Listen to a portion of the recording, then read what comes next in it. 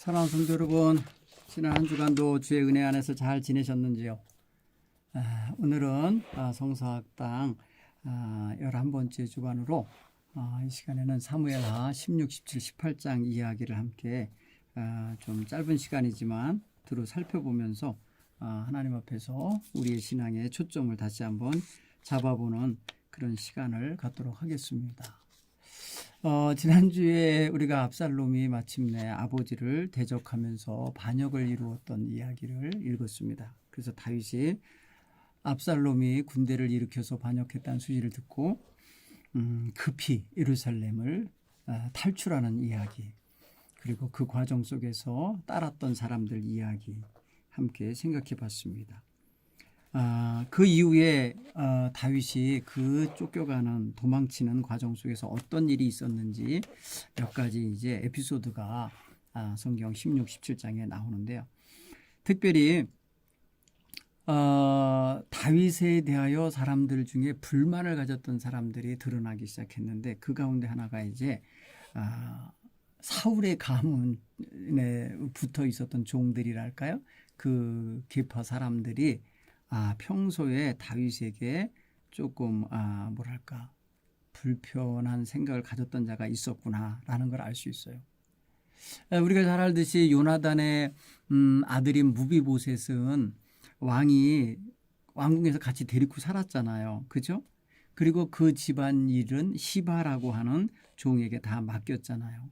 그죠? 근데 그들이 정말 왕이 위기에, 다윗이 위기에 처했을 때 그가 어떻게 행하는가 보십시오.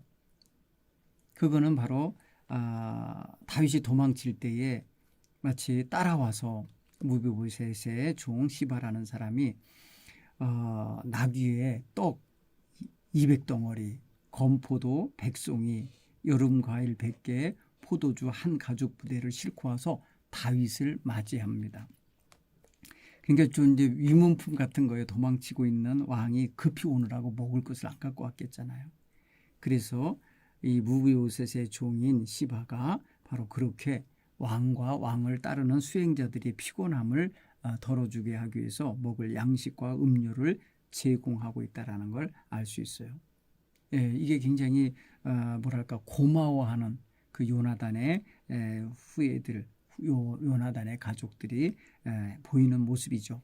그 종과 무비보셋이 드러내는 거라 생각합니다. 그런데 반면에 16장 5절 이하에 보면은 누가 나오냐면은 시므이라고 하는 사람이 나오는데 이 시므이라는 사람은 게라의 아들이라고도 했고 사울의 친족이라고 표현되어 있어요. 사울의 친족. 그러니까 사울의 가문에 이제 친족, 멀리 있는 친척 중에 누가 있었는데 시므이란 자가 있었나 봐요. 이놈이 말합니다. 다윗 왕과 그 신하들을 향해 막 돌질을 하면서 돌 던지면서 욕을 하는 거예요. 백성들이 보고 그냥 너무 기가 막힌 욕을 막 하는 거예요. 시므이가 저주를 하면서 욕을 하는데 뭐라 그러냐면 이 피를 흘린 사악한 자야, 가거라 하면서 다윗을 향하여 욕하는 거예요. 그때 이 이야기를 들었던 다윗이 얼마나 마음에 아들에게 쫓기는 것도 화가 나고 서럽고 지금 괴로울 텐데 피 흘린 자라고 하면서 조롱하며 저주하면서 너 네 아들 압살롬에게 지금 이 나라를 하나님이 맡기셨고 넘기셨다 하면서 네가 화를 자초한 거다 하면서 욕을 하니까 곁에서 듣고 있었던 그 수행하는 부하들이 너무너무 화가 난 거예요. 그래서 왕께 말합니다. 저 죽은 개 같은 놈 저놈을 내가 가서 처리하겠습니다. 이렇게 말할 때에 가서 저놈 목을 치게 해달라고 그럴 때에 왕이 다윗이 말합니다. 아서라 상관하지 마라. 너희와 상관없다. 그가 저주하는 것은 여호와께서 그에게 다윗을 저주하라고 하셨기 때문에 하시는 거다. 내가 어찌 가서 그렇게 하겠냐. 말하라. 이러면서 그 욕설을 다 받아들이고 듣습니다. 뭐랄까요.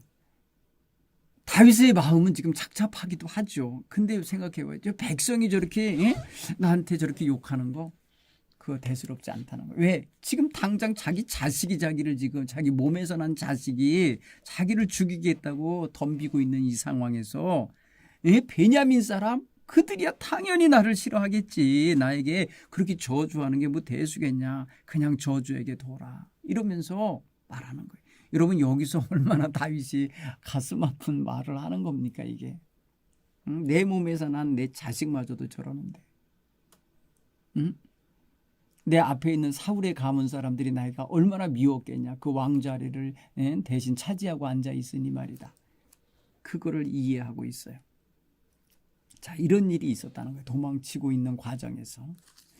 또 압살롬은 예루살렘에 도착해서 어떤 짓을 했는 줄 아세요?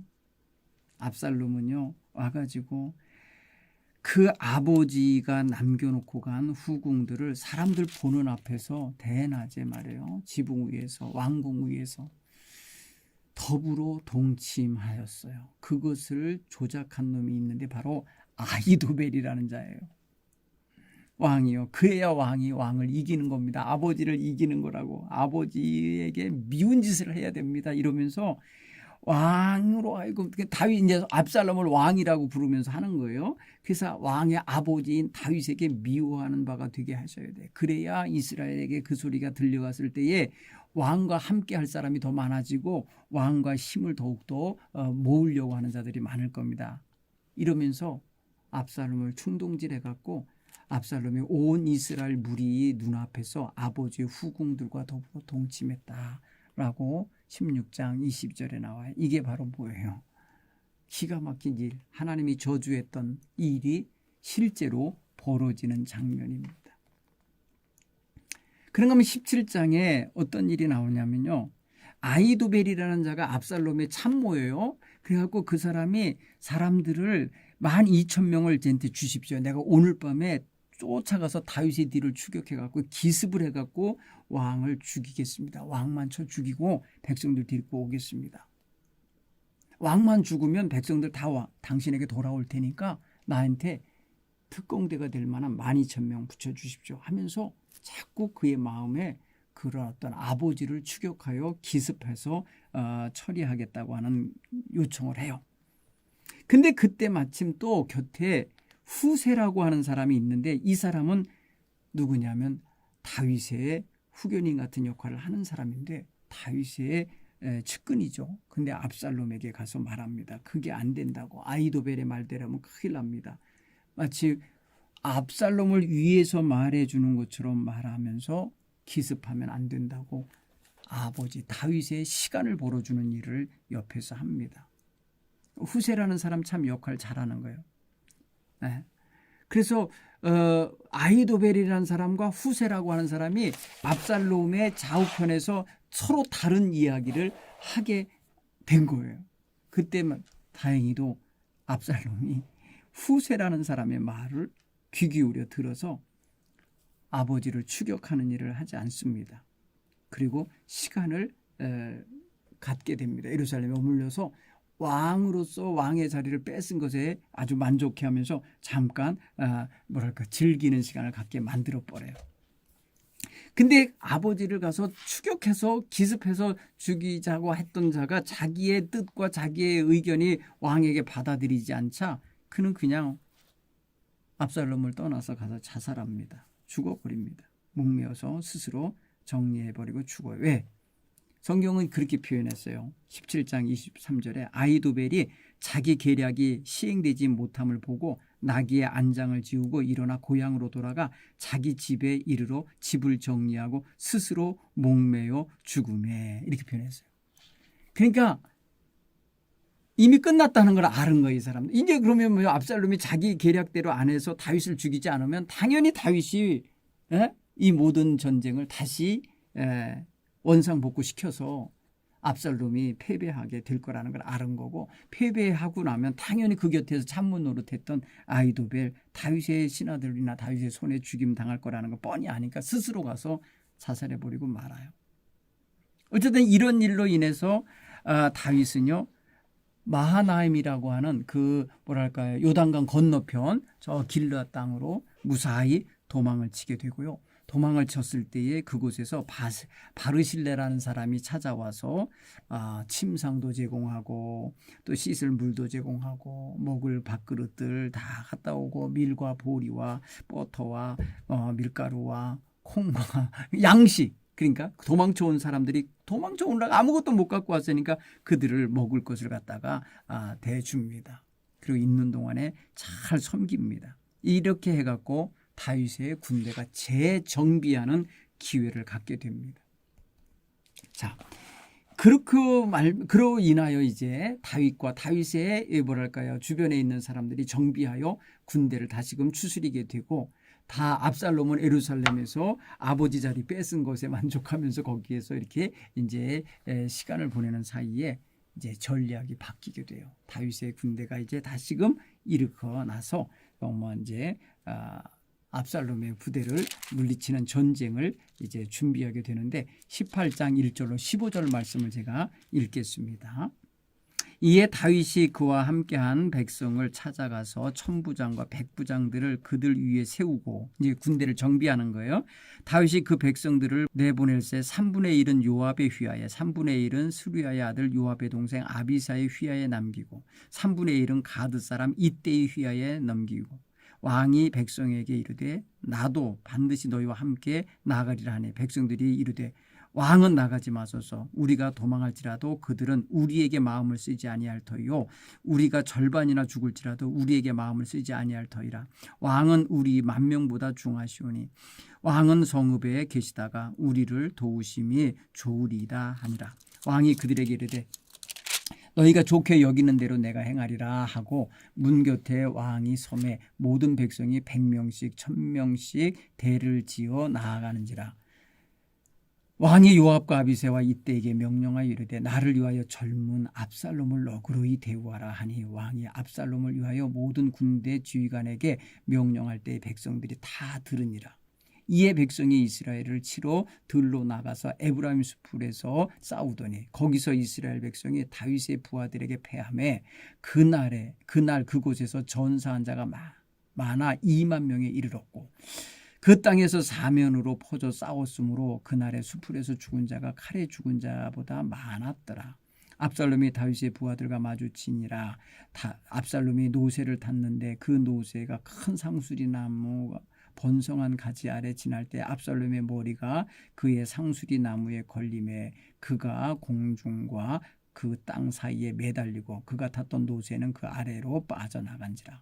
한 사람이 보고 요압에게 알려 이르되 내가 보니 압살롬이 상수리 나무에 달렸나이다 하니, 요압이 알린 사람에게 이르되 네가 보고 어찌 당장 쳐서 땅에 떨어뜨리지 아니하였느냐? 내가 네게 은 10개와 띠 하나를 주었으리라 하는지라. 그 사람이 요압에게 대답하되 내가 내 손에 은 1000개를 받는다 할지라도 나는 왕의 아들에게 손을 대지 아니하겠나이다. 우리가 들었거니와 왕이 당신과 아비새와 이때에게 명령하여 이르시기를 삼가 누구든지 젊은 압살롬을 해하지 말라 하셨나이다. 아무 일도 왕 앞에는 숨길 수 없나니 내가 만일 거역하여 그의 생명을 해하였더라면 당신도 나를 대적하였으리이다 하니, 요압이 이르되 나는 너와 같이 지체할 수 없다 하고 손에 작은 창 셋을 가지고 가서 상수리 나무 가운데에 아직 살아있는 압살롬의 심장을 찌르니 요압의 무기를 든 청년 10명이 압살롬을 에워싸고 쳐 죽이니라. 여러분, 오늘 이야기 보면은 압살롬과 다윗의 군대의 전쟁에서 다윗의 군대가 대승리를 거두고 이 반란을 진압한 이야기가 기록되어 있습니다. 여러분, 압살롬이라는 사람이 참 잘생기고 준수했다고 성경은 말합니다. 그렇죠? 그를 칭찬하는 이야기를 성경을 따라가서 읽어보면은요, 이 압살롬이 다른 사람보다 훨씬 더 매력적이었던 것 같아요. 그리고 압살롬의 그 외모를 평가하는 장면을 보면은 좀 미남이었던 것 같아요. 그리고 그가 머리를 아주 멋지게 길러서 사람들 보는데 아주 매력적이게 보였던 그런 훈남이었던 것 같습니다. 그런데 그게 결국은 전쟁에서는 자기를 죽게 만드는 원인이 되고 말죠. 자, 오늘 성경 보면은 물론 군대의 규모나 강도를 따져 보면은 압살롬의 군대가 훨씬 많고 압살롬을 따르는 무리들이 많았을 거예요. 그럼에도 불구하고 전쟁은 하나님 손에 달린 거잖아요. 결국은 이 반역자들의 전쟁은 다윗의 승리로 끝나게 됩니다. 오늘 다윗이 그와 함께한 백성들을 천부장, 백부장 조직을 세워서 100명씩 1000명씩 요압과 아비새와 그다음에 이때라고 하는 3명의 장수에게 맡겨서 전쟁터로 보내면서 당부하죠. 뭐라고 당부합니까? 여러분 한번 좀 살펴보십시다. 여러분 전쟁은 말 그대로 목숨을 걸고 싸우는 전쟁 아닙니까? 오늘 여기 전쟁 이야기도 보면은 칼에 죽은 사람이 2만 명이 넘었다고 그랬잖아요. 2만 명이 넘었고 그다음에 그날 전쟁터 숲속에서 했는데 수풀에 걸려 죽은 사람들도 꽤 많았다고 그래요. 더 많았다고 그래요. 어쨌든 간에 전쟁을 하면 수많은 사람이 죽어요. 목숨을 걸고 싸우는 데니까요. 그런 데서 자비를 베풀고 무슨 온정을 베풀고 아니면은 이런저런 생각한다는 건 사실은 안 맞는 거예요. 왜 죽느냐 죽이느냐 이런 관계 속에 있는 상황 속에서 어떻게 그게 가능하겠어요? 그런데 다윗은 지금 오늘 보니까 마음이 약해요. 왜? 상대가 누구예요? 적장이 아들이거든요. 자, 이게 지금 굉장히 괴로운 거예요. 이게 괴로운 전쟁이에요. 여러분 다윗이 수많은 전쟁을 했었잖아요. 그런데 이 전쟁은 자기 아들을 상대하는 전쟁이니까 괴로운 전쟁인 거예요. 여기서 여러분 아버지 다윗의 고뇌를 느낄 수가 있습니다. 아버지인 다윗, 동시에 반란군에게 쫓긴 정통 왕으로서의 다윗, 이 두 가지 사귀에서 갈등이 있는 거예요. 아버지로서 다윗의 마음은 아들 압살롬이 반역자이지만 너그럽게 대해야 되는 거예요. 왕으로서 다윗은 이 전쟁을 이겨야 되는 거예요. 여러분 아들을 상대로 해서 이긴들 그게 기쁘겠습니까? 그런데 지금 나라의 위기와 상황을 봤을 때는 반드시 이겨야 하는 전쟁이에요. 이게 정말 괴로운 거예요. 이것 또한 하나님 앞에서 저주예요. 저주. 다윗에게 주제 큰 고난이고 괴로움인 거예요. 여러분 생각해 보세요. 다윗은 아버지인 다윗을 표적을 삼아서 공격하는 아들. 이놈은 전혀 그런 생각 없어요. 이 자는 아버지에 대한 어떤 그런 거 없어요. 근데 아버지는 이런 못난 자식, 이런 자기를 향하여 칼을 들이대는 자식일지라도 긍휼한 마음, 자비로운 마음, 너그러운 마음으로 대하고 있는 게 이게 달라요. 그렇죠? 자, 그런가 하면은 이 전쟁에 아버지가 왜 같이 출전하려고 하겠어요? 아들 보호하기 위해서 출전하려고 하는 거예요. 그때의 부하들이 안 됩니다. 왕은 이곳에 진영에 남아 계십시오. 성읍에 남아 계십시오. 우리가 가서 싸우겠습니다. 여기서 우리가 도와달라고 할 때 그때 도움을 주시면 좋겠습니다. 왕의 목숨은 우리 10,000명보다 귀합니다. 우리가 2만 명이 죽고 몇만 명이 죽어도 저 적들은 그들에게 신경 안 쓰고 왕에게 신경 쓸 거니까 왕은 나가면 안 됩니다 하고 왕을 절대 보호하죠. 이건 사실 다윗의 병사들의 충성심이에요. 왕을 보호하기 위한 충성심이라는 걸 알 수 있어요. 그죠?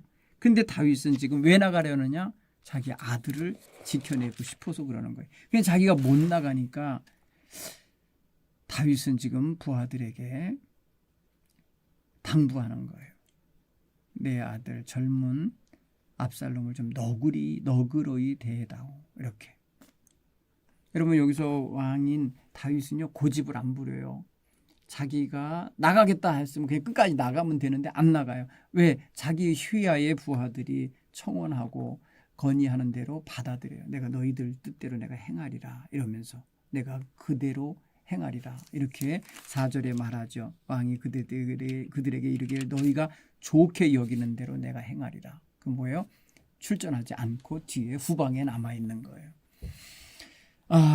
그러니까 마음은 홍밭에 가 있을 텐데 못 가죠. 여러분 다윗의 마음은 아들의 밉다기보다는 좀 뭐랄까 이제 안타깝겠죠.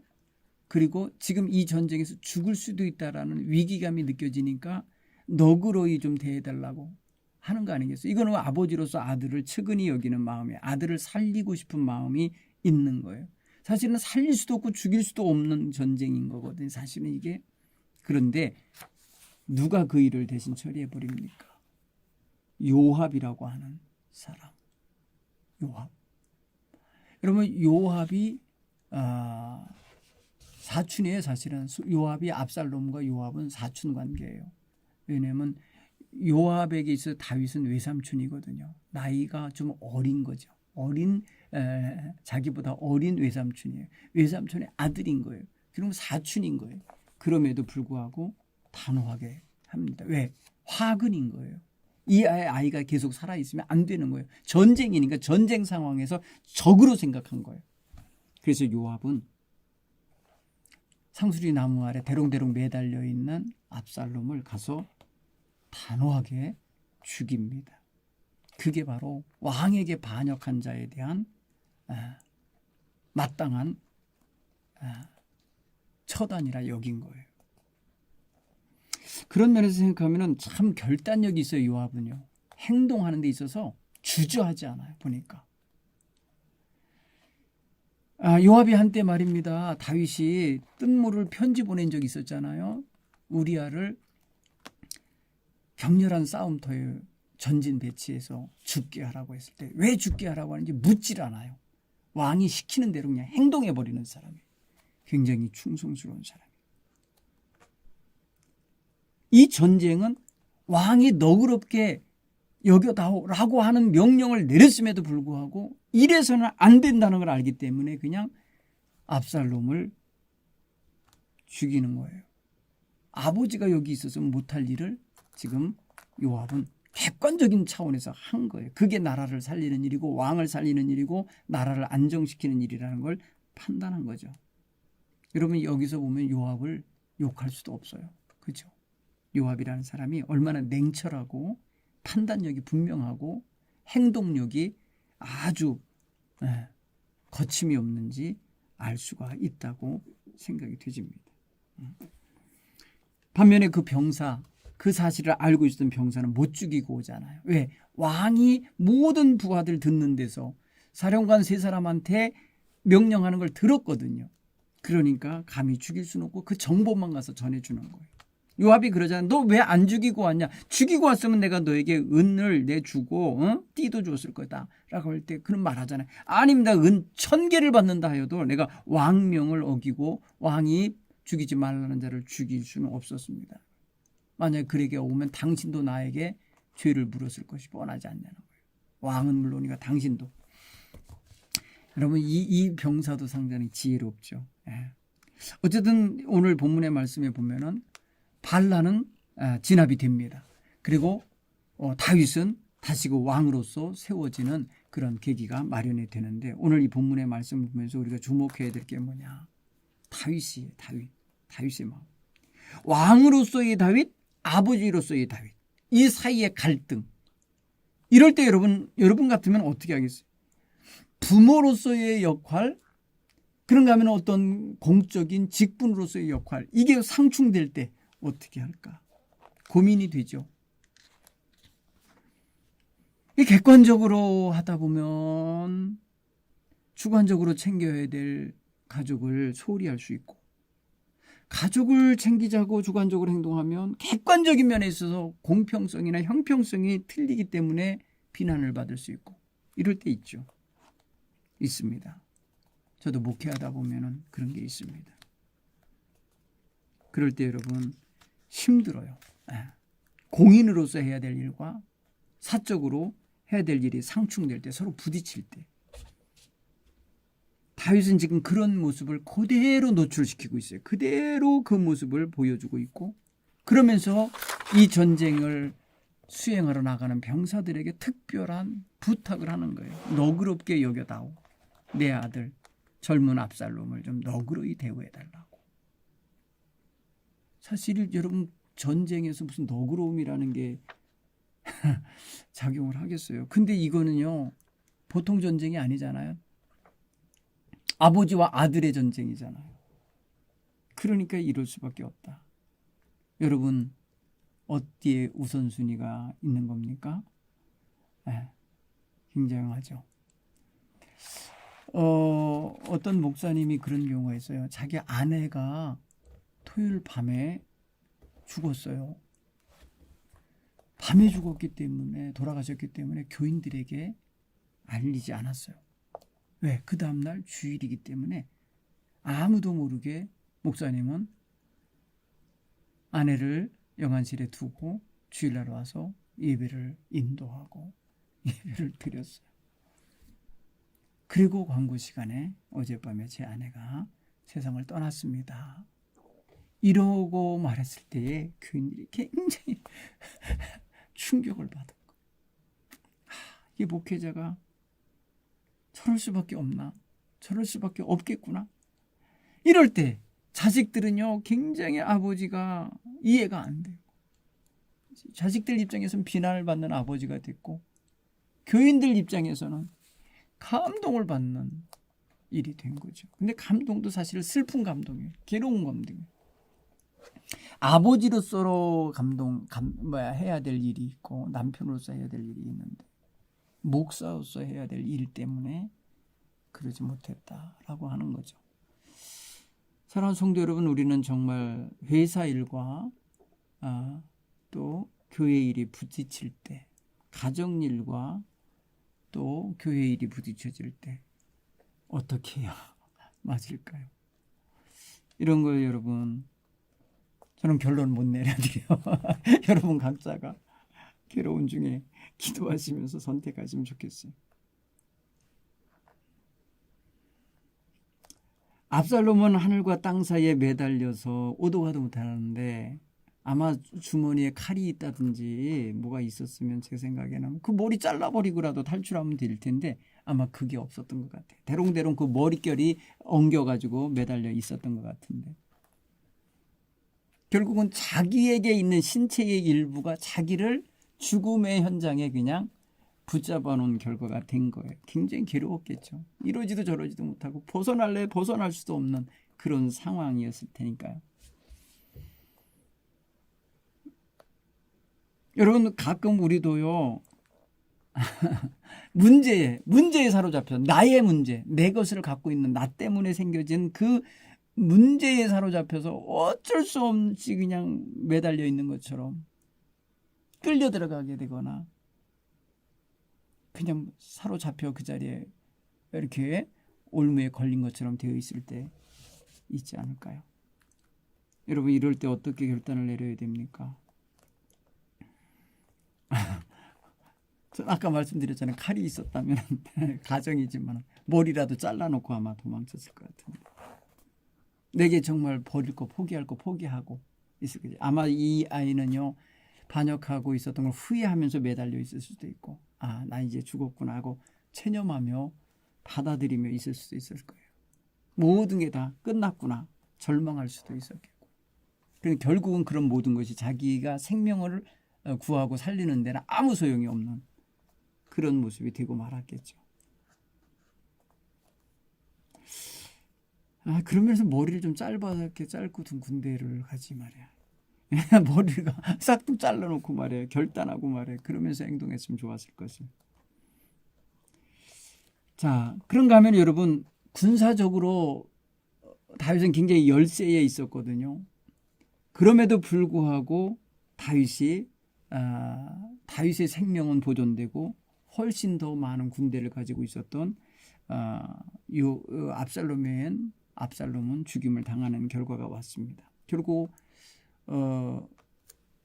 전쟁에서 승리 내지는 어떤 그 위기에서의 어떤 그 구원은 사람의 많고 적음이나 힘에 강하고 작음에 있는 게 아니었음을 알 수 있어요. 다윗 같은 경우도 보면은요, 물론 충성스러운 부하들이 곁에 있긴 하지만 숫자적으로 엄청나게 부족했어요. 그런데 그들의 마음이 왕을 굉장히 보호하는 마음, 충성스러운 마음으로 왕을 진심으로 위하는 마음이 보이죠. 이게 진짜 리더십인 거예요. 이런 게 드러나도록 주변 사람들에게 그렇게 보호하는 사람이 있도록 사는 게 진짜 리더십이라고 봐요. 다윗과 같은 경우는 그 군사, 그 신하들이 각자 자기들의 생명은 걸고 전쟁 쪽에 나갈지라도 왕은 그 생명의 위기에서 벗어나도록 하기 위해서 후방에 뒤에 있게 만들고 있는 이 모습은 굉장히 훌륭한 신하들의 모습이라 생각되져요. 물론 여러분 어떤 전쟁의 원리에 있어서 지휘관이 앞에 나서서 뛰어가면서 나를 따라라 하는 이런 지휘관이 능력 있게 나타나고 그 능력 있는 지휘관으로 인정되고 더 그를 부각시켜주고 그를 더 칭송할 수 있어요. 이들이 말해 자기네들 군대가 열세이기 때문에 왕이여 당신이 앞에 나서야 우리 부하들이 몇 명 안 돼도 힘을 다해서 싸울 것 같습니다. 앞장서시죠. 이렇게 말한 게 아니잖아요.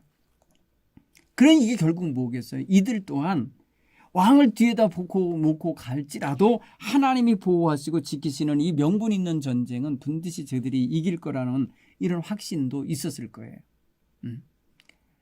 그런 확신이 없다 할지라도 그들은 죽기 살기로 우리 왕을 보호해야 되겠다, 지켜내야 되겠다라고 하는 의지가 있었던 거고요. 이게 충성심과 어떤 그런 성숙한 신앙심이 같이 작용했을 거라는 생각이 들어요. 여러분 보통 자기 목숨을 내걸고 지켜야 될 사람, 가족, 또 교회, 그리고 자기들의 명예, 원칙 이런 게 있잖아요. 이런 거를 지킬 때에 우리는 정말 사사로운 감정 없이 어떤 그때그때의 자기 이익을 추구하는 태도 없이 전적으로 공의에 맞고 대의에 맞고 명분에 맞고 마땅한 도리에 맞는 이런 선택과 결단을 할 수 있는 이러한 자세가 우리에게도 있어야 되리라 믿습니다. 우리 각자마다 목숨을 걸고 지켜야 될 그런 사람, 그런 우선순위가 되는 일, 그런 원칙이 있다면 무엇일까 한번 좀 정리해 보시는 그런 기회가 되기를 바랍니다. 자, 오늘은 여기까지 하고요. 다음 주에 나머지 더 좀 공부할 테니까요. 여러분 성경을 그냥 제가 띄엄띄엄 읽고 지나가지만은 여러분들이 좀 말씀을 깊이 읽고 묵상하는 시간을 좀 가지시면 좋겠다. 근데 여러분 우리의 신앙의 어떤 시각이나 초점은 너무 주관적이기 때문에 성경을 객관적으로 읽고 이렇게 볼 수 있는 눈도 있어야 되거든요. 그러니까 한번 좀 성경을 그냥 글로 써도 한번 읽어보시고 그리고 그 속에 들어있는 참된 어떤 그 신앙의 어떤 의도가 있는 게 뭔가 이것도 살펴보는 그런 또 영적 읽기도 해보시기를 간절히 바랍니다. 감사합니다. 다음 주에 뵙겠습니다.